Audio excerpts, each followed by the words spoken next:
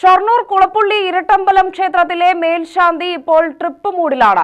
15 ദിവസം യാത്ര നടത്തി എവറസ്റ്റ് ബേസ് ക്യാമ്പ് വരെ എത്തി നിൽക്കുന്നു. ഷൊർണൂർ കവളപ്പാറ ആലമ്പള്ളി മനയിൽ 32കാരനായ AM ശ്രീലാലിന്റെ യാത്രാ ജീവിതം. തിരിച്ച് ക്ഷേത്രത്തിലേക്ക് എത്തിയപ്പോൾ ഭക്തജനങ്ങൾക്ക് ചോദിക്കാനുള്ളതും യാത്രയെക്കുറിച്ചാണ്. ആ റിപ്പോർട്ട് ഒന്ന് കാണാം.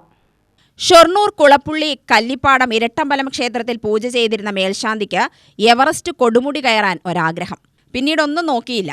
യാത്ര കഴിഞ്ഞു വരുന്നതുവരെ ക്ഷേത്രത്തിലെ പൂജകൾ മുടങ്ങാതിരിക്കാൻ താൽക്കാലികമായി മറ്റൊരു പൂജാരിയെ വെച്ച് കവളപ്പാറ ആലമ്പള്ളിമനയിൽ 32കാരനായ AM ശ്രീലാൽ ജനുവരി 16 വൈകിട്ട് കൊച്ചിയിൽ നിന്നും ബാംഗ്ലൂരു വഴി നേപ്പാൾ തലസ്ഥാനമായ കാഠ്മണ്ഡുവിലേക്ക് വിമാനം കയറി.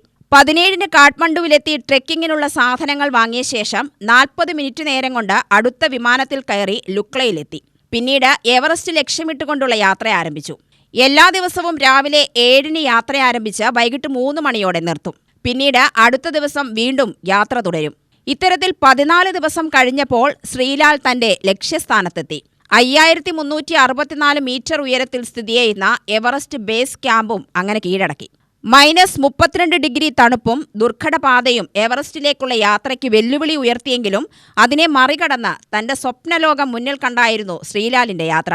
ഒരു ദിവസം ബേസ് ക്യാമ്പിൽ ചിലവഴിച്ച ശേഷമാണ് തിരിച്ചിറങ്ങിയത്.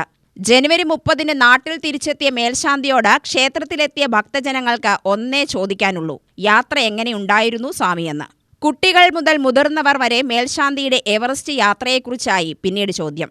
വളരെ അഭിമാനവും സന്തോഷവും ആഹ്ലാദമൊക്കെ കൂടെയാണ് ഞങ്ങളിപ്പോൾ കമ്മിറ്റിക്കാർ മുഴുവൻ ഇവിടെ നിൽക്കുന്നത്. ഇത് ഞങ്ങളുടെ അമ്പലത്തിൻ്റെ മേൽശാന്തി ശ്രീലാൽ ആലമ്പള്ളി. അദ്ദേഹം വലിയൊരു ദൗത്യം വിജയിച്ചിട്ട് വന്നു നിൽക്കുകയാണ്.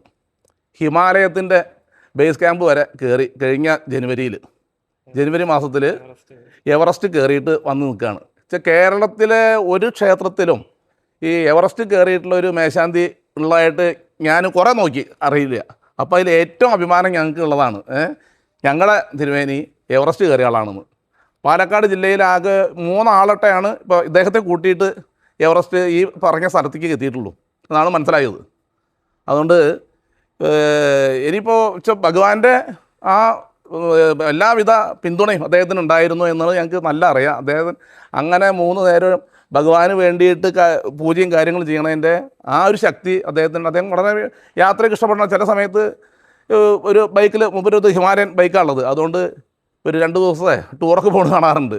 പക്ഷേ ഇത്രയും പ്രതീക്ഷിച്ചില്ല ഇങ്ങനെയും വലിയൊരു സംഭവം മൂപ്പര് നിറവേറ്റി വരുന്നുള്ളത്. ഇതിൽ വളരെയധികം ഞങ്ങളെല്ലാവരും കമ്മിറ്റിക്കാർക്കും ഞങ്ങളുടെ ഈ നാട്ടുകാർക്കും ഒക്കെ അദ്ദേഹത്തിനോട് വളരെയധികം ഞങ്ങൾ വളരെയധികം അഭിമാനം കൊള്ളുന്നു. പിന്തുണച്ച ക്ഷേത്ര ഭാരവാഹികൾക്കും നാട്ടുകാർക്കും നന്ദി.